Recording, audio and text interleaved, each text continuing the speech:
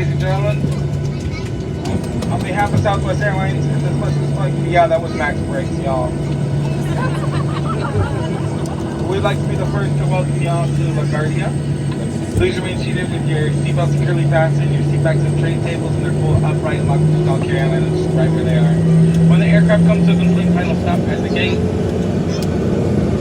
as the captain is turning off the fasten seatbelt sign, that'll be the indication which is safe for you to go ahead and retrieve your items from the overhead bins, but we use caution because the items have the tendency to shift. During the flight, they could potentially fall out. You're also more than welcome to use the cellular functions of portable electronic devices. Let your loved ones know that you have